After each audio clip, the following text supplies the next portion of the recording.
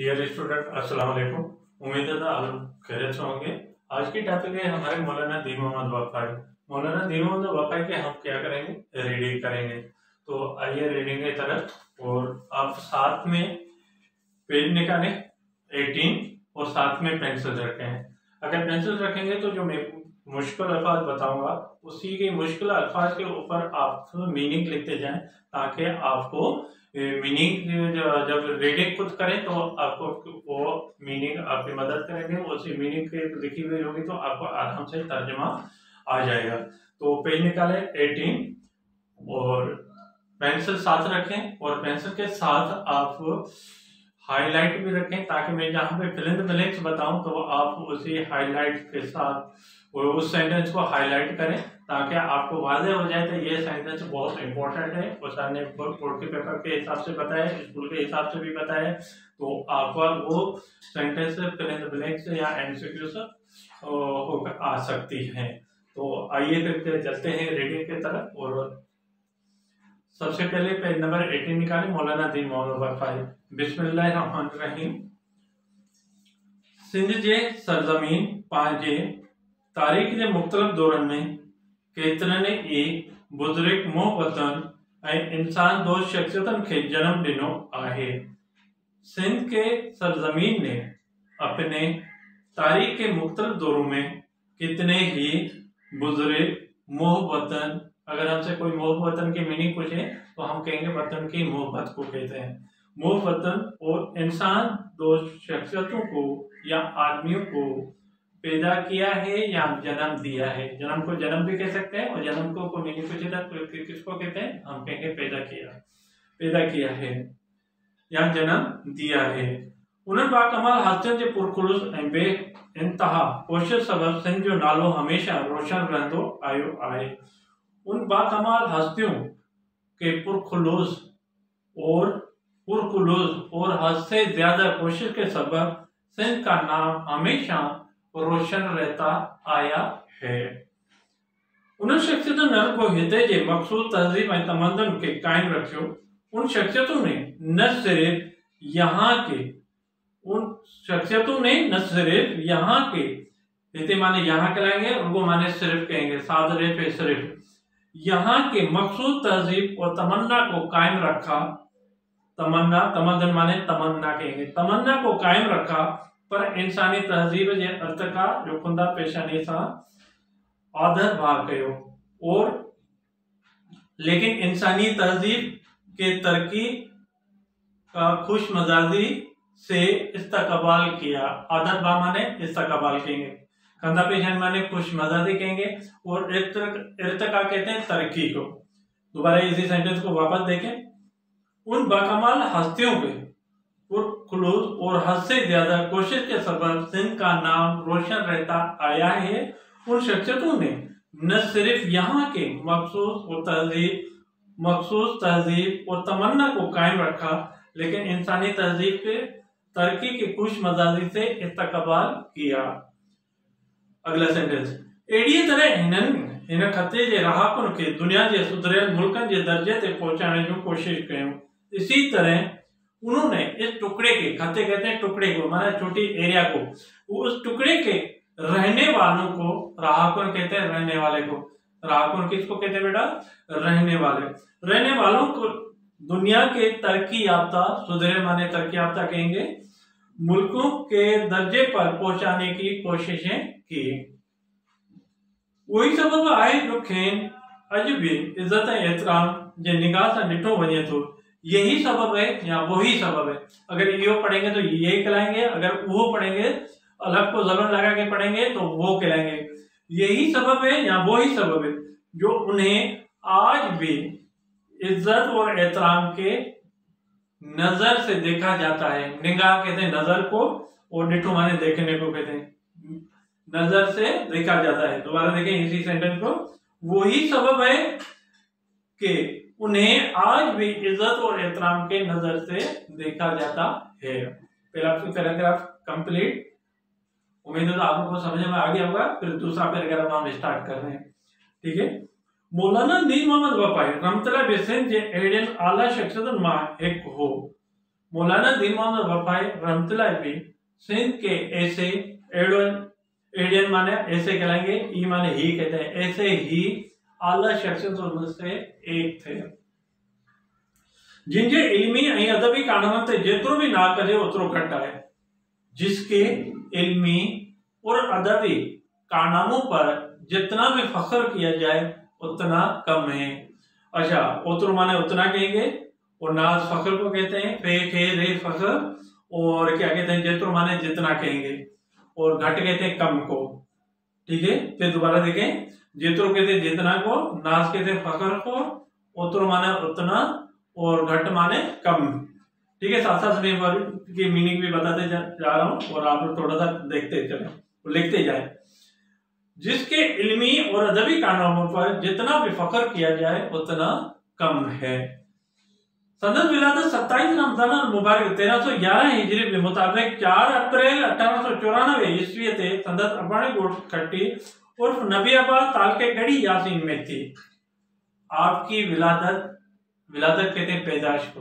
अगर हमसे कोई मीनिंग पूछे तो विलादत किसको कहा जाता है, हम क्या कहलाएंगे, पैदाश।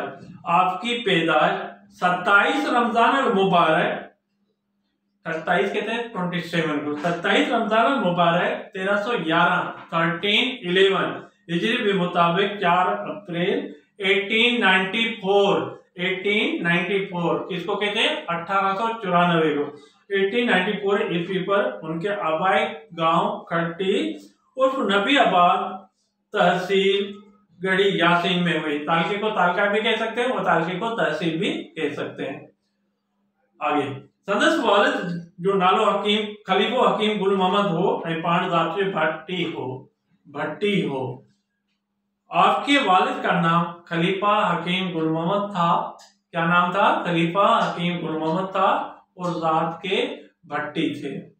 जात क्या है कि सरनेम कहते हैं, कास्ट नेम कहते हैं, भट्टी थे। मौलाना की अवाली तालीम संदस वालिद साहब जे नजर हेठ थी, जिनमें फारसी या इब्तिदाई किताब पढ़ी है। मौलाना साहब की इब्तिदाई तालीम, अवाली कहते हैं किसको, इब्तिदाई तालीम उनके वालिद साहब के जेर नजर में हुई, जिसमें फारसी की इब्तिदाई किताब पढ़ी। अञा 9 वरनि जी ॼमण मस हुयल त पीउ जो सायो सिरता खजी वियल ऐं संदसि पालना जो समूरो भार संदसि वालिद जे कुल्हनि ते अची पियो। अभी अञा कहते हैं अभी को 9 बरस, 9 माने 9 को कहते हैं 9 बरस, वरन कहते हैं साल को बरस भी कह सकते हैं, साल को साल भी कह सकते हैं, कि उम्र मुश्किल से हुई। जमार माने उम्र कहलाएंगे, और मस माने मुश्किल को कहते हैं। मुश्किल से हुई तो वालिद का साया सर से उठ गया। वालिद का साया सर से उठ गया मतलब क्या, वालिद की डेथ हो गई और वालिद फौत हो गया था। वालिद का साया सर से उठ गया, और उनकी परवरिश, पालना माने परवरिश को कहते हैं। पालना किसको कहते हैं बेटा, परवरिश को। परवरिश के सारा बोझ, बार कहते हैं बोझ को, सारा बोझ उनके या आपकी वालिदा के कंधे पर, कुल्हन कहते कंधे पर आ गया।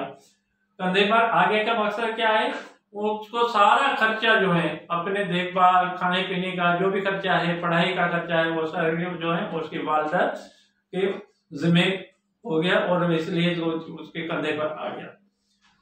ऐसी हालत में भी पाण तालीमी सिलसिले खत्म न किए। ऐसे हालत में भी आपने तालीमी सिलसिले को खत्म नहीं किया। फारसी जी रहियल तालीम पांचे अजीज मियाजी मोहम्मद आलम वट रही पूरी किया। फारसी की बची हुई तालीम, रहियल माने बची हुई कहें या बकाया कहें, फारसी की बची हुई तालीम या बकाया तालीम अपने रिश्तेदार, अजीज कहते हैं रिश्तेदार को, अपने रिश्तेदार मियाजी मोहम्मद आलम के पास रहकर मुकम्मल की या पूरी की। उनका कोई अरबी जी तहसील लाए मौलवी गुलाम उमर जतोई जे मदरसे गोठ सोनी जतोई तालके लाड़काने में वही दाखिल थियो ऐं उते 5 साल रहियो। उसके बाद अरबी के तहसील के लिए, अरबी के तहसील माने हासिल करने को कहते हैं, तहसील के लिए या हासिल करने के लिए मौलवी गुलाम उमर जतोई के मदरसे गांव सोने जतोई तहसील लाड़काने में जाकर दाखिल हुए और वहां 5 साल रहे।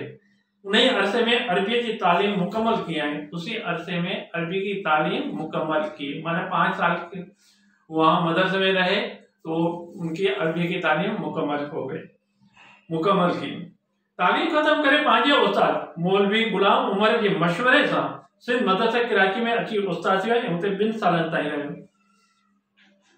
तालीम उसी अरसे में अरबी की तालीम खत्म की। तालीम खत्म करके अपने उस्ताद मौलवी गुलाम उमर के मशवरे से सिंध मदरसे कराची में आकर उस्ताद हुआ और वहां 2 साल तक रहे। बिन माने 2 को कहेंगे, ताई माने तक कहते हैं, 2 साल तक रहे। हिते संदस मुलाकात मखदूम हाजी हसनुल्लाह पाटाई सां थी। यहाँ हिते माने यहाँ कहलाएंगे, यहाँ उनकी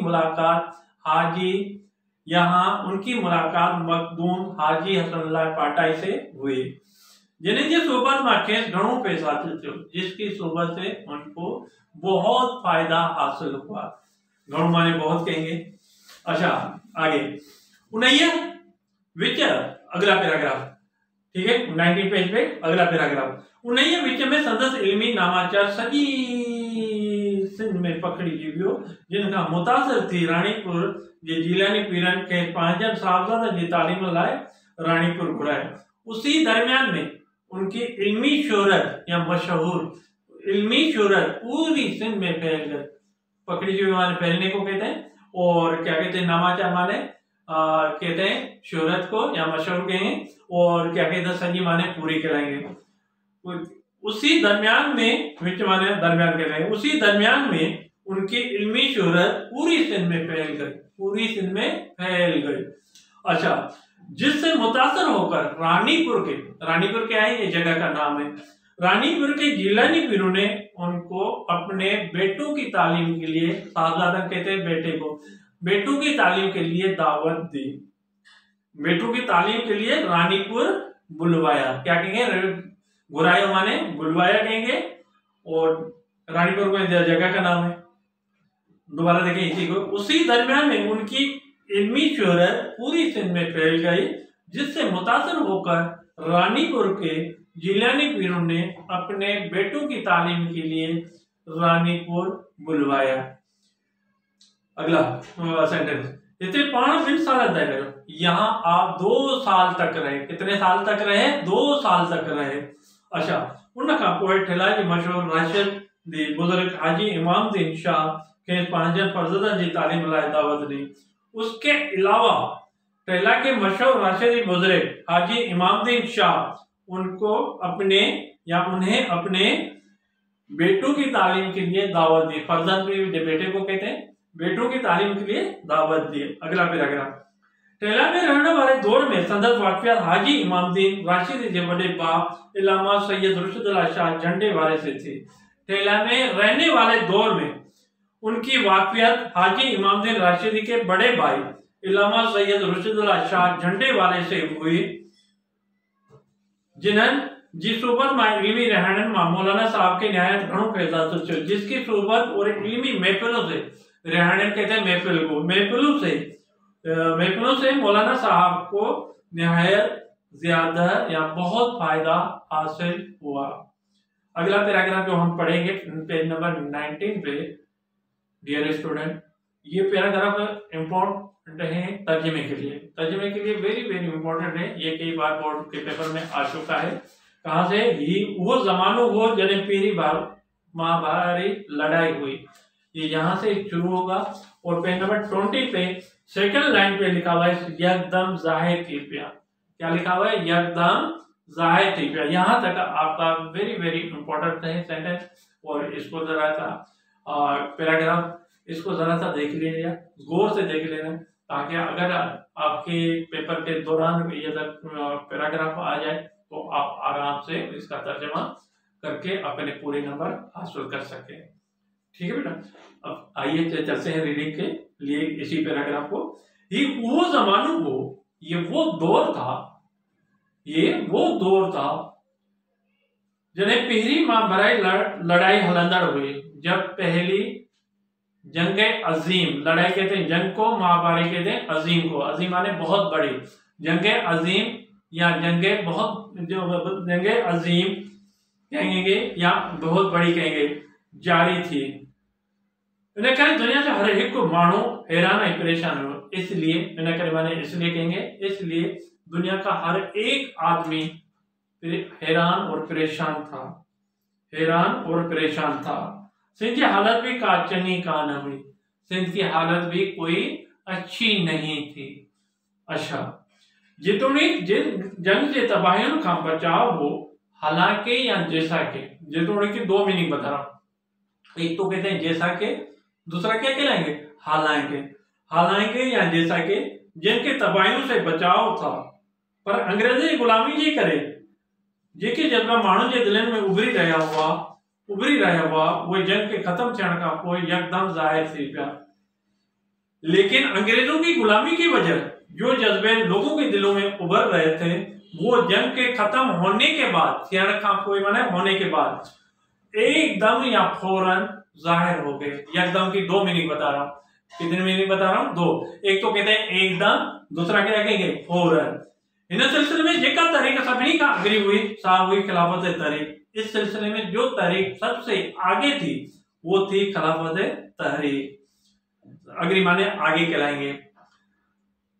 जिये हिन तारीख जो तालिब खास तरह मुसलमानों से हो, जैसा के जिये माने जैसा के कहेंगे, जैसा के इस तारीख का ताल्लुक खास तौर पर मुसलमानों से था, तन करे तारीख जे शुरू थींदे ही, इसलिए तारीख से शुरू होते ही मौलाना साहब ठेला शरीफ पे अलविदा चई इन तारीख में शामिल थी वियो। मौलाना साहब ठेला शरीफ को अलविदा कहकर इस तारीख में शामिल हो गया। अगला पैराग्राफ। अंग्रेजन जी तहरीक के दबाने लाइ किन लालची मौलवियुनि खां खिलाफत जे मसले खिलाफ फतवाऊं वठी एक रिसाले जे सूरत में शाया कराया। अंग्रेजों ने इस तहरीक को दबाने के लिए कुछ लालची मौलवियों से खिलाफत के मसले खिलाफ फतवे लेकर एक रिसाले की सूरत में शाया करवाए। उन्हें रिसाले जे छपजण सबब सिंध में तहरीक के नुकसान पहुंचण जो सख्त अंदेशो हो। उसी रिसाले के छपने के सबब, छपजण माने छपने को कहते हैं, छपने के सबब सिंध में तहरीक को नुकसान पहुंचने का सख्त अंदेशा था। अगला पैराग्राफ। मौलाना वफाई यह गाल एकदम महसूस करी। मौलाना वफाई ने ये बात, या माने ये कहलाएंगे मौलाना वफाई ने ये बात एकदम या फौरन महसूस की। सखर में निकंदड़ अखबार अल हक के मालिक शेख अब्दुल इस्लाम गज्जी और सखर से निकटने वाले अखबार अल हक के मालिक शेख अब्दुल अजीज के साथ या मिलकर उन्हें रिसाले के खिलाफ काम शुरू किया है। उस रिसाले के खिलाफ काम शुरू किया। ये सेंटेंस आपका फिल इन द ब्लैंक्स के लिए, एमसीक्यूज के लिए बहुत इंपॉर्टेंट, बोर्ड के पेपर के लिए कई बार आ चुका है। ठीक है, क्या कहेंगे? सखरमा निकंदर अखबार अल हक जो मालिक शेख अब्दुल अजीज है। कभी शेख अब्दुल अजीज पूछेगा, कभी अखबार के नाम पूछेंगे, अल हक कहेंगे। ठीक है, ये दोनों जो नाम मैं बता रहा हूँ ये फिल इन द ब्लैंक्स बन सकती है और ये आते हैं, कई बार आ चुका है बोर्ड के पेपर में। अगला देखें। अच्छा, साॻे वक़्तु सिंध जे मर्द मुजाहिद मौलाना सैयद ताज महमूद अमरुटी जे नज़रदारी हेठि उन रिसाले जे रद्द में एक रिसालो तैयार किया है। उसी वक्त, साॻे माने उसी कहलाएंगे, वक्त माने वक्त को कहेंगे। उसी वक्त सिंध के मर्द मुजाहिद मौलाना सैयद ताज महमूद अमरुट के ज़ेरे नजर में, नजरदारी हेठि माने ज़ेरे नजर कहेंगे, उसी रिसाले के खिलाफ, रद्द माने खिलाफ को कहते हैं, में एक रिसाला तैयार किया, एक रिसाला तैयार किया जेको मार्च 1920 ईस्वी में लाड़काने के खिलाफत कॉन्फ्रेंस के मौके से तकसीम किए हुए हो। ये भी सेंटेंस आपका बहुत इंपॉर्टेंट है। या तो आपसे सन पूछेंगे 1920, या शहर का नाम पूछेंगे लाड़काना।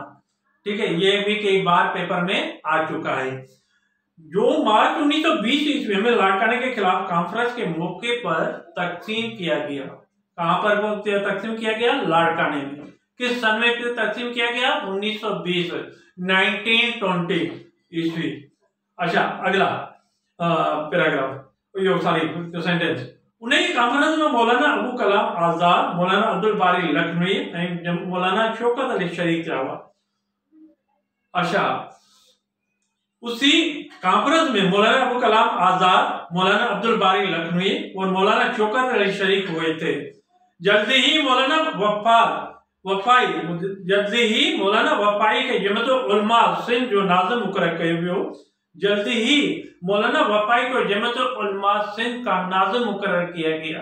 ये भी जमअतुल उलमा लफ्ज जो है ये भी आपका fill in the blanks MCQ के लिए वेरी वेरी इंपॉर्टेंट है, बोर्ड के पेपर के हिसाब से भी, और कोई ट्यूशन का सेंटर हो या स्कूल हो उनके लिए भी आपका वेरी वेरी इंपॉर्टेंट है, ये फिल इन द ब्लैंक्स आती रहती है। आगे देखिए, जिन्हनि पाण हमेशा कराची में रहाश अख्तियार करें, जिसके लिए आपने हमेशा कराची में रहाश अख्तियार की। अगला पैराग्राफ, मार्च 1920 ईस्वी का अलवाहिद अखबार जारी थी। ये भी वेरी वेरी इंपॉर्टेंट खाली जगह, या तो सन पूछेंगे 1920 या अखबार का नाम पूछेंगे अलवाहिद। मार्च 1920 ईस्वी से अलवाहिद अखबार जारी हुई। क्या कहेंगे, अलवाहिद अखबार किस सन में जारी हुई? 1920 में। 1920 ईस्वी में कौन सी अखबार जारी हुई? अलवाहिद अखबार जारी हुई। तो ये दोनों आपसे या एमसीक्यू बन सकते हैं, ये पूछ सकते हैं। आगे, 19 में मौलाना असिस्टेंट एडिटर से काम करने लगो। उनमें मौलाना असिस्टेंट एडिटर होकर काम करने लगा। 1923 ईस्वी में रिसाला तौहीद भी जारी किया है। उनके साथ 1923 ईस्वी में रिसाला तौहीद भी जारी किया। वो पेज नंबर 21 पे है, ठीक है। अब 21 पे आ जाए, जिनमें इल्मी तारीखी और मजहबी मजमून शाया चढ़ने लगा, जिसमें इल्मी तारीखी और मजहबी मजमून शाया होने लगे।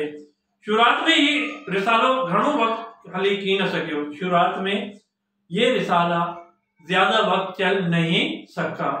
अगला पैराग्राफ, 1930 ईस्वी में वरी तौहीद जारी किया, जो संदस हयाती ताईं आफ़ताब सां हलंदो रहियो। 1930 कहते हैं 19 और आगे क्या कहेंगे 1930 ईस्वी में फिर तौहीद जारी किया, जो उनकी जिंदगी तक जोर शोर से चलता रहा।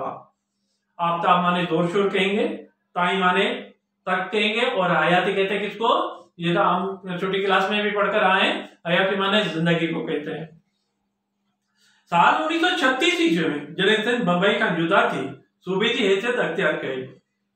ये भी आपका खाली जगह इंपॉर्टेंट है।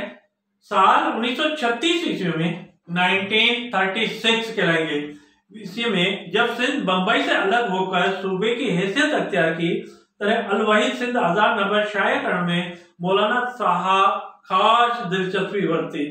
तब अलवाहिद के सिंध आजाद नंबर शाया करने में मौलाना साहब खास दिलचस्पी ली।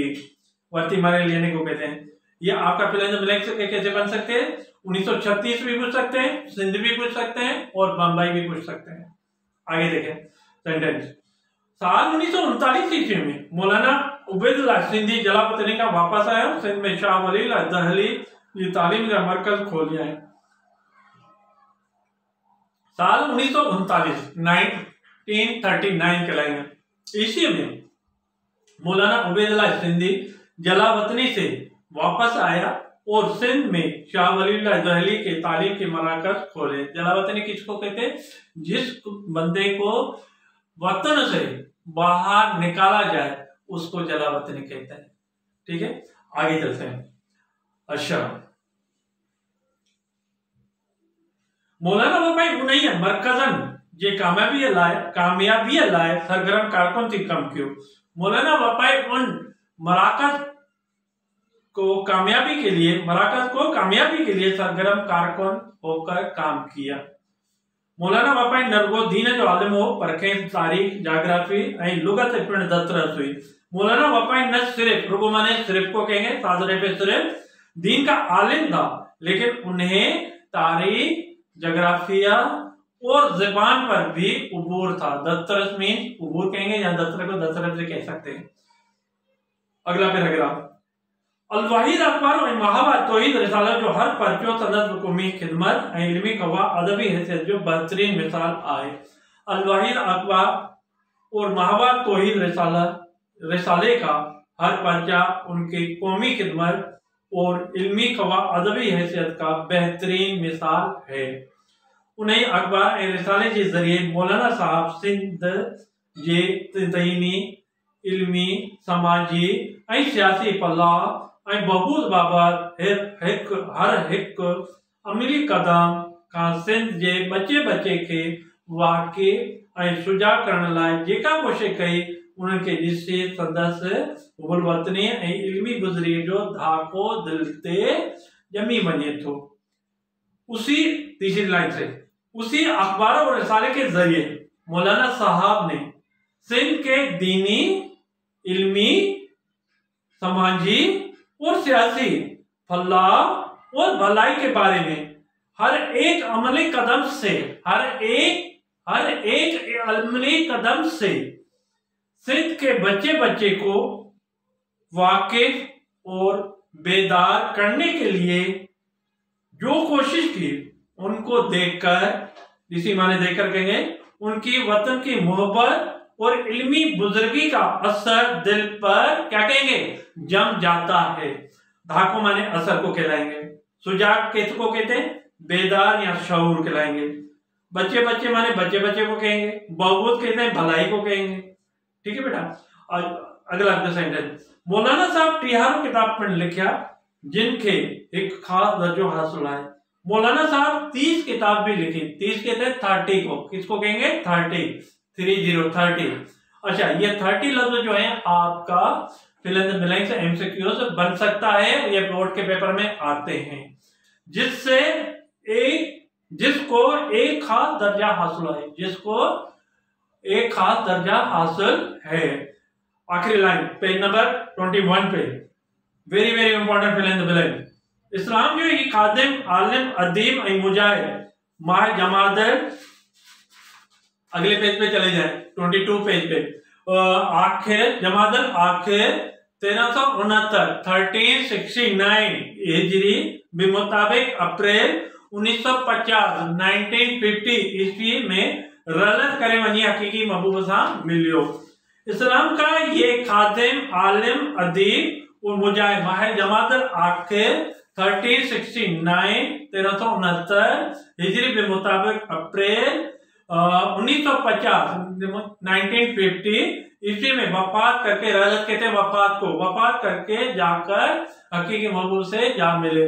अब इस सेंटेंस में आपको जमादर आखिर भी आ सकता है और 1369 अगर आए पूछे तो हिजरी करके पूछेंगे, अगर ईस्वी करके पूछेंगे तो 1950 पूछेंगे। ठीक है, ये तीन खाली, अगर ईस्वी का महीना पूछेगा तो अप्रैल कहेंगे, अगर हिजरी का महीना पूछेंगे जमादर आखिर कहेंगे। क्या कहेंगे, जमादर आखिर कहेंगे। ये आपका सेंटेंस जो है वेरी इंपॉर्टेंट है। इसी तरह आप पेज नंबर 1 पे जाएं और ये जो सन लिखा हुआ है सेकंड पैराग्राफ में, जो सन लिखा हुआ है, संदस विलादत 27 रमजान मुबारक 1311 हिजरी मुताबिक 4 अप्रैल 1894 ईस्वी थे। ये आपसे या तो महीने का नाम पूछेंगे रमजान मुबारक, या आपसे तारीख पूछेंगे 27, या हिजरी का सन पूछेंगे 1311, या अप्रैल का महीना पूछेंगे, या अगर अप्रैल का महीना पूछेंगे तो ईस्वी करके पूछेंगे, अगर रमजान का महीना पूछेंगे तो हिजरी करके पूछेंगे, और सन पूछेंगे तो ईस्वी का सन पूछेंगे तो 1894 कहने आएंगे। ठीक है, ये आपके जो है ब्लैंक से बन सकती हैं, जहां जहां आपका मुझे अपने तजर्बे के हिसाब से इम्पोर्टेंट लगा वो मैंने आप लोगों को बता दिया। वो वहां जहां सेंटेंस से अगर खाली जगह निकल सकते हैं वो मैंने बता दिया आप लोगों को। इंशाल्लाह आपको समझ में आ गया होगा और आपने हाईलाइट भी कर लिया होगा, यहाँ पेंसिल से निशान भी लगा दिया होगा। तो इंशाल्लाह मुझे उम्मीद है आपको समझ में आ गया होगा। ये चैप्टर हमारा जो मौलाना दीनों में वफाई है वो बड़ा चैप्टर है, और बड़ा चैप्टर का टाइम ज्यादा देखकर आप ये नहीं कहना था तो ये बड़ा चैप्टर है कौन देखेगा, लेकिन ये चैप्टर जो है बहुत इंपॉर्टेंट है। इसके क्वेश्चन आंसर भी इंपॉर्टेंट है और इनके जो है सवाल जवाब भी इंपॉर्टेंट है, और सेंटेंस भी में भी वर्ड आ जाते हैं, और इनके fill in the blanks MCQs के लिए बहुत इंपॉर्टेंट है। इसको गौर से थोड़ा टाइम निकाल के आप जरूर पढ़ना। अगर पढ़ेंगे तो आपको ये कहानी समझ में आ जाएगी, और समझ में आ गया तो फिर आपको कहीं से भी फिल इन द ब्लैंक से यहाँ वर्ड जुमले आएंगे, या सेंटेंस जो है, लफ्ज जुमले आएंगे या आपको सवाल आएंगे तो फिर भी आपका वो आराम से निकल जाएंगे। तो आप सब्सक्राइब करने से चैनल, मेरे चैनल को सब्सक्राइब जरूर करना। सब्सक्राइब करेंगे तो इंशाल्लाह आपको अच्छी अच्छी वीडियो आपके पास पढ़ाई के बारे में आएंगे और इंशाल्लाह आपको उसको देखकर आप आराम से अच्छी मेहनत देखकर पढ़कर उसको आराम से फायदा हासिल कर सकते हैं और अल्लाह ताला आपको कामयाब जरूर करेगा। वालिदैन का जरूर एहतराम करना, उस्ताद का भी एहतराम करना और नमाज बाजमात से 5 वक्त अदा करना, ताकि आखिरत देखें। यहाँ की डिग्री तो हम हासिल कर रहे हैं, लेकिन आखिरत के लिए भी हमें कुछ करना है। तो आखिरत के लिए जब हम नमाज पढ़ेंगे तो बाकी भी काम जो है